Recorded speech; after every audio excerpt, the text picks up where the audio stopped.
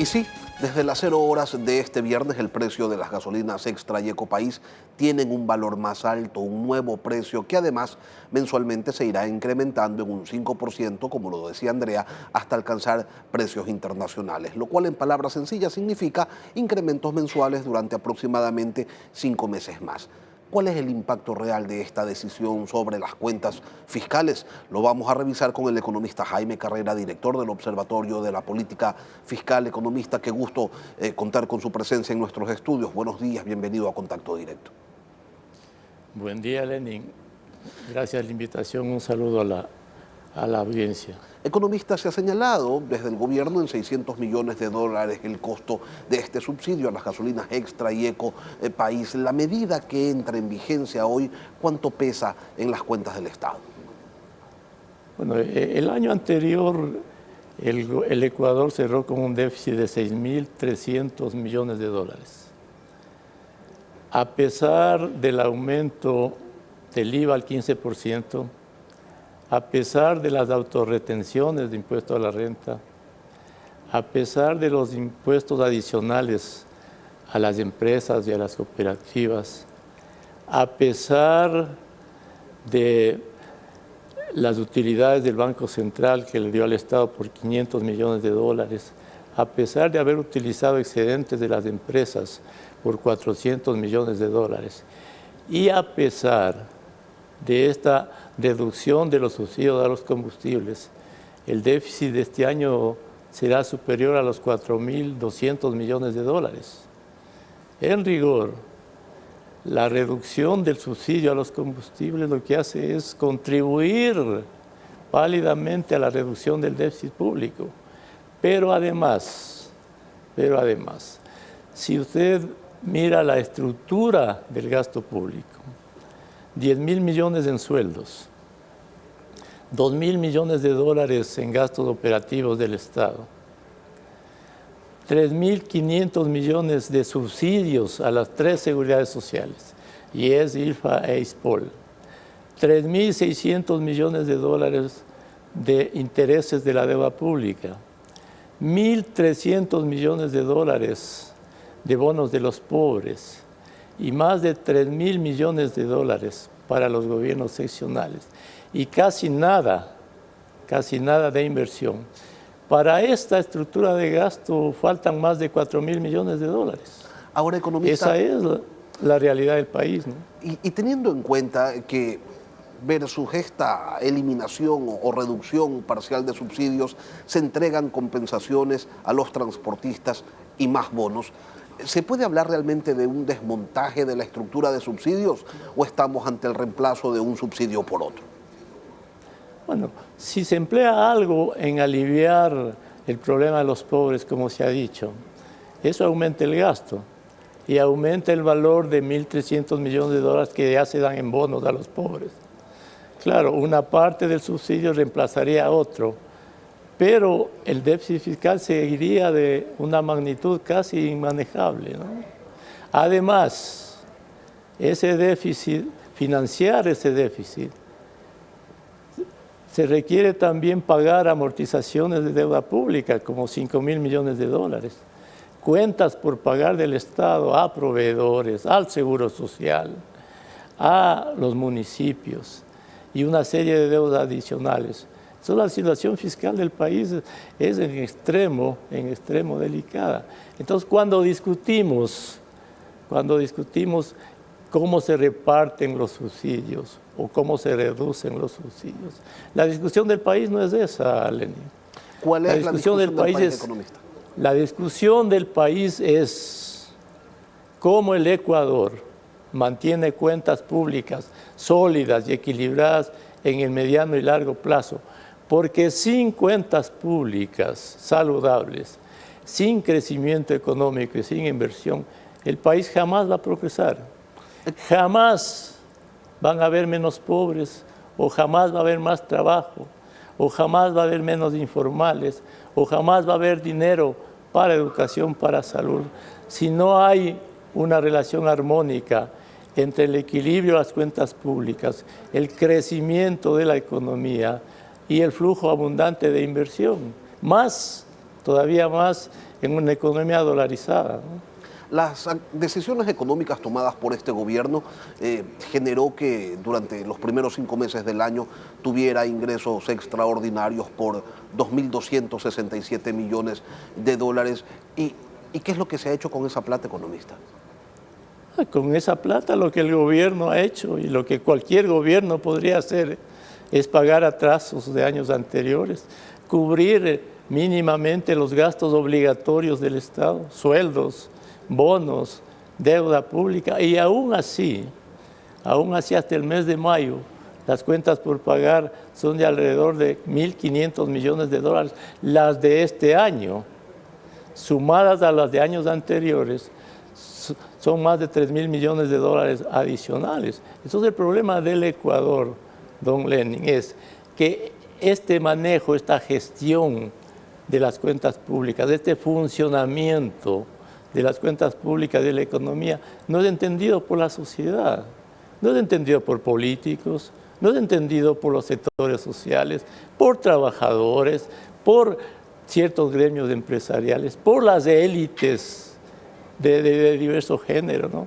Mientras el Ecuador y las élites no entiendan cómo funcionan las cuentas públicas y el valor que significa tener cuentas ordenadas, el país no va a progresar, porque más allá de discutir cómo se compensa la reducción de subsidios, o más allá de discutir cómo se reparte lo que no existe en el Ecuador, lo que se tiene que entender en el país es que manejar bien las cuentas públicas y la economía es bueno para las personas, es bueno para el progreso de las sociedades, es bueno para la gente, es bueno para la vivencia diaria de toda la comunidad, de toda la sociedad.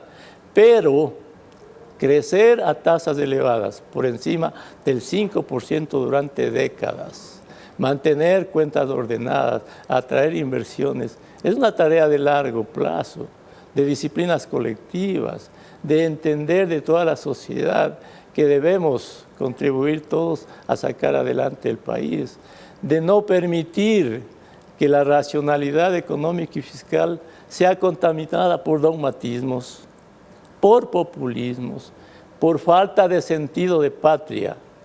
El Ecuador necesita un gran esfuerzo, Lenin. El Ecuador no puede tener más de lo que tiene con una producción de $500 al mes. Imposible. El Ecuador debe producir 2 o 3 veces más de lo que produce ahora para estar medianamente bien. Y para llegar a ese nivel necesitamos por lo menos 15, 20 años de crecimiento elevado, de disciplina fiscal, de disciplina colectiva, de abundantes inversiones y de preservar la dolarización que ya en sí mismo es un valor de toda la sociedad, ¿no?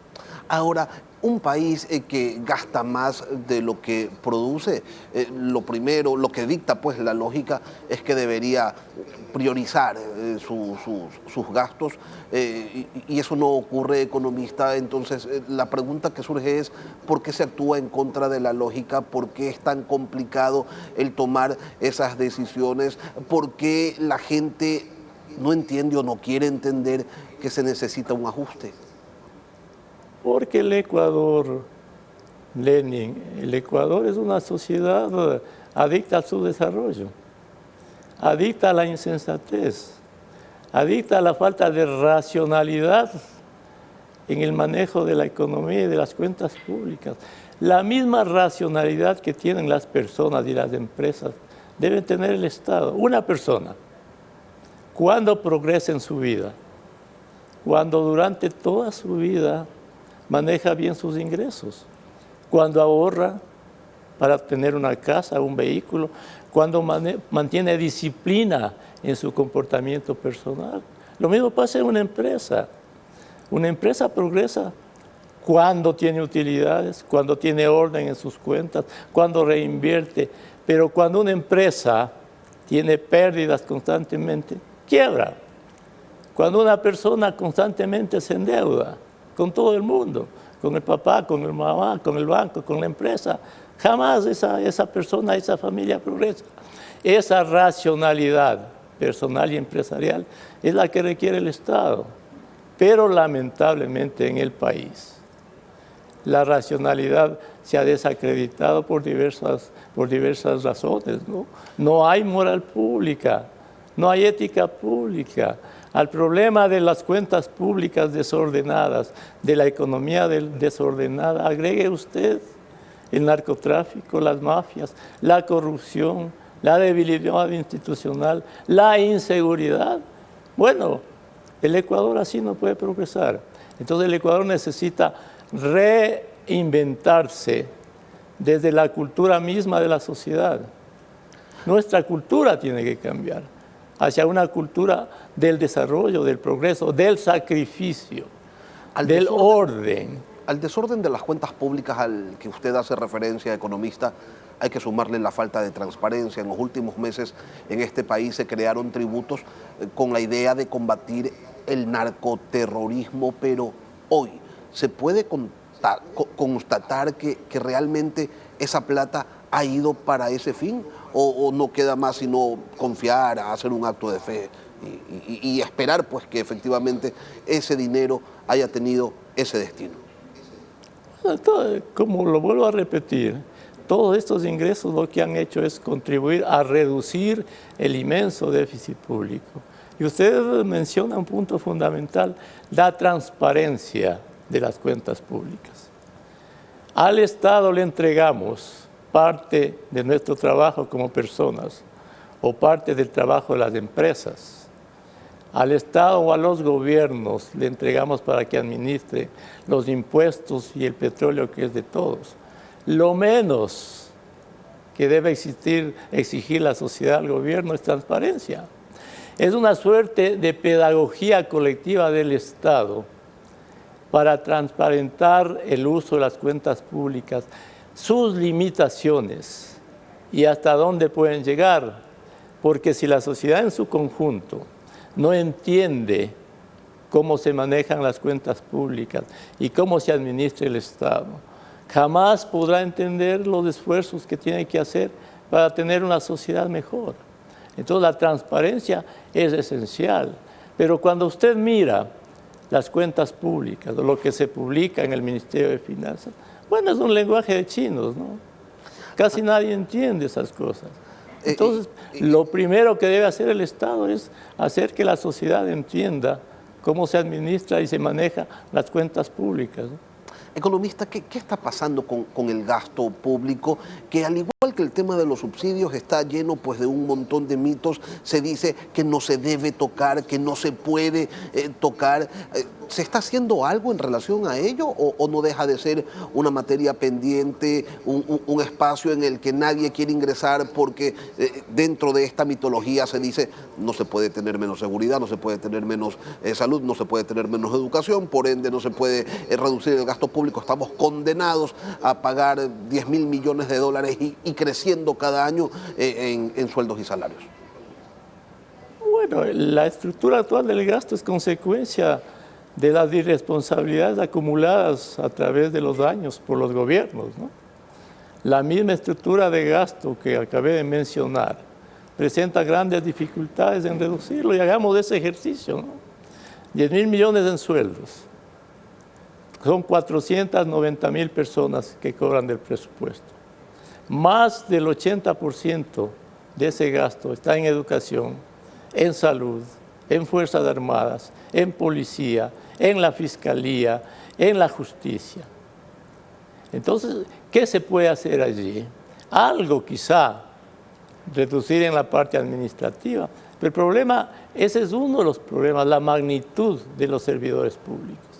Pero el otro gran problema es el nivel de sueldos de los servidores públicos, que es incompatible con el tamaño de la economía. En promedio, si usted divide 10.000 millones para 490.000 personas, son alrededor de cerca de, en promedio general, 1.500 o 1.200 dólares por persona, mientras la mayoría de ciudadanos ecuatorianos, que si tienen la suerte de tener trabajo, estarán ganando 460 dólares del mínimo o 500 dólares, o los 4 millones de subempleados o desempleados que viven con 100, con 150 dólares al día.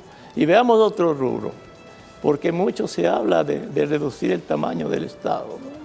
Del presupuesto público, los bonos del Estado, los bonos de los pobres. Les quitamos los bonos. Sí, hay que hacer que el país crezca para que esa gente deje de depender de los bonos. La seguridad social, al Seguro Social, 3.000 millones de dólares para pagar el 40% de pensiones. Es otro problema pendiente. Si no hay cuentas públicas ordenadas, no hay plata para dar al seguro y el seguro se descapitaliza. Luego, intereses de la deuda. Mucha gente dice, no hay que pagar la deuda. Los intereses de la deuda se paga ¿a quién? Al Seguro Social, 700 millones. A los multilaterales, la mayoría de intereses, los que nos prestan en este momento. Porque si los multilaterales en este momento no le pudieran prestar al Ecuador más de 4.000 millones de dólares, colapsa el Ecuador. Porque estos organismos le están permitiendo al Ecuador sobrevivir. Luego los gobiernos seccionales, no les damos la plata y ahí vea usted todos los días reclamando fondos. Entonces el gasto tiene una estructura perversa que se ha acumulado a través del tiempo. Entonces lamentablemente, el Ecuador tiene que enfrentar esa realidad. ¿Cómo la debe enfrentar? Con crecimiento económico, con disciplina fiscal, con inversión. El Ecuador tiene que grabarse en su ADN. Inversión, inversión, inversión. Crecimiento, crecimiento, crecimiento a tasas elevadas. Exportaciones, exportaciones, exportaciones. Disciplina fiscal, disciplina fiscal, disciplina fiscal. Este tiene que ser el lenguaje de pobres, de ricos, de empresarios, de trabajadores, de políticos, de las élites. Economista. Si no cambiamos esto, el Ecuador no tiene un buen futuro, ¿no? Decisiones estructurales, no acciones específicas para cambiar la estructura económica del país. Le agradecemos al economista Jaime Carrera, director del Observatorio de la Política Fiscal, por acompañarnos esta mañana aquí en Contacto Directo. A usted, muy amable, ha sido un placer.